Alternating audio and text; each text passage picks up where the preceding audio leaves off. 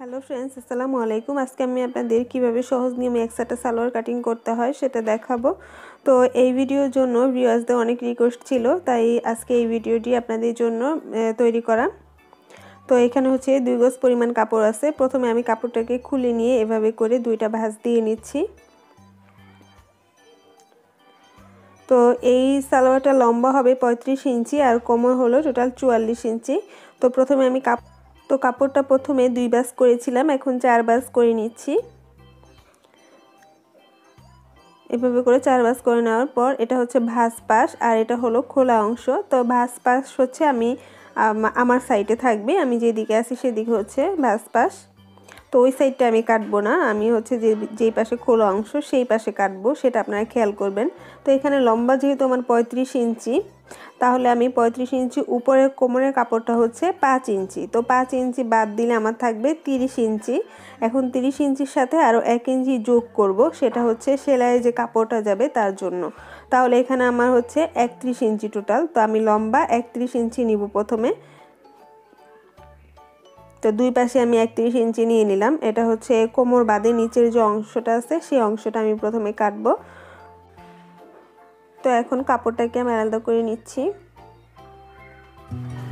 যারা এখনো আমার চ্যানেলটি সাবস্ক্রাইব করেননি এখনই সাবস্ক্রাইব করে নিন এবং পাশে থাকা বেল বাটনে ক্লিক করে রাখুন, তাতে করে আমার নতুন নতুন আপলোড হওয়া ভিডিওগুলো সবার আগে নোটিফিকেশনের মাধ্যমে আপনার মোবাইলে পৌঁছে যাবে।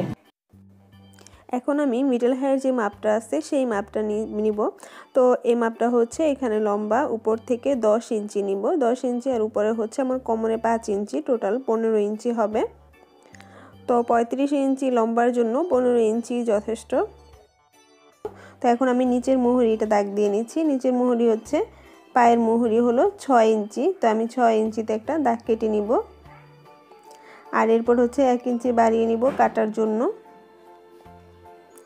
এখন আমি থাইয়ের যে দাগটা দিলাম সেই দাগ থেকে হচ্ছে মোহরি সেই দাগটা পর্যন্ত এভাবে করে মিলিয়ে নিচ্ছি, অর্থাৎ মোহরি 1 ইঞ্চি যে বাড়িয়ে নিয়েছি সেই দাগটা পর্যন্ত আমি দাগ দিয়ে মিলিয়ে নিলাম। এখন আমি এখান পর্যন্ত থাই থেকে মোহরি পর্যন্ত যতটুকু মাপ হয় ফিতার মাপে ততটুকুর মাঝ বরাবর, ঠিক মাঝ বরাবর আধা ইঞ্চি পরিমাণ কাপড় উপর দিকে ভিতর দিকে নিতে হবে।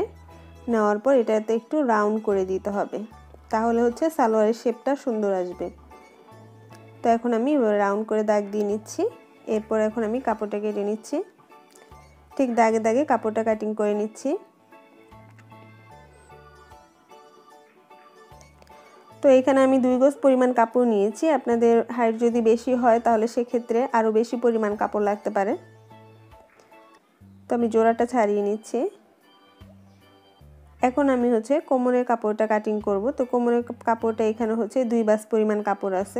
তো এরপর আমি কাপড়টাকে 4 ভাঁজে ভাঁজ করে নিচ্ছি। নেওয়ার পর এখানে হচ্ছে কোমরের চওড়াটা মাপ দিতে হবে প্রথমে। তো 4 ভাঁজ করে নেওয়ার পর কোমরের চওড়াটা আমি মাপ দিয়ে নিচ্ছি। চওড়া হচ্ছে 5 ইঞ্চি। এখন আমি 5 ইঞ্চিতে একটা দাগ দিয়ে নেওয়ার পর এরপর হচ্ছে রাবার অথবা ডুরি দেওয়ার জন্য যে গড়টা করতে হবে সেই গড়ের জন্য এক্সট্রা আরও 2 ইঞ্চি নিচ্ছি। তো 2 ইঞ্চি নেওয়ার পর আরও আধা ইঞ্চি বেশি নিতে হবে, সেটা হচ্ছে সেলাইয়ের জন্য। তো এখানে টোটাল 2.5 ইঞ্চি বেশি নিতে হবে। তো আমি টোটাল 2.5 ইঞ্চির জন্য এখানে 7.5 ইঞ্চি কাপড় নিব। তো প্রথমে 7 ইঞ্চি অর্থাৎ 2 ইঞ্চিতে দাগ দিলাম, এরপর আরও আধা ইঞ্চি নিলাম 7.5 ইঞ্চি। অপর পাশও ঠিক একইভাবে 7.5 ইঞ্চিতে একটা দাগ দিয়ে নিতে হবে। এখন কাপড়টাকে মিলিয়ে নিচ্ছি, এরপর কাপড়টা আমি কেটে নিচ্ছি।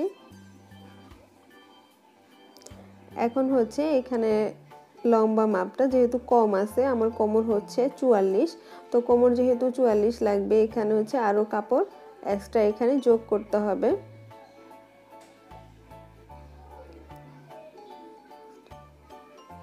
তো এক্সট্রা কাপড় যোগ করার জন্য আমি 2 ভাঁজ পরিমাণ কাপড় নিয়ে নিলাম। নিয়ে নেওয়ার পর অর্থাৎ এটা নিচের অংশ কাটার পরে যতটুকু ছিল এখান থেকে কাপড় নিয়ে নিলাম। তো কোমর 44, তো 22 ইঞ্চিতে দাগ দিলাম। দাগ দেওয়ার পর আরও আধা ইঞ্চি বেশি নিলাম হচ্ছে সেলাইয়ের জন্য। তো একইভাবে এটা চওড়াটা আমি কেটে নিচ্ছি সমান করে। এখানে টোটাল লম্বা হচ্ছে 2 ভাঁজে 22.5 ইঞ্চি কাপড় আমার লাগছে। তো 22.5 ইঞ্চি কাপড় নিয়ে নিলাম। তো তো ফ্রেন্ডস আজকে এই পর্যন্তই। আপনারা যারা এখনও আমার চ্যানেলটি সাবস্ক্রাইব করেননি প্লিজ সাবস্ক্রাইব করে নিন, আর যারা অলরেডি সাবস্ক্রাইব করেছেন তাদেরকে অসংখ্য অসংখ্য ধন্যবাদ। তো আজকে এই পর্যন্ত, আপনারা ভালো থাকবেন। আল্লাহ।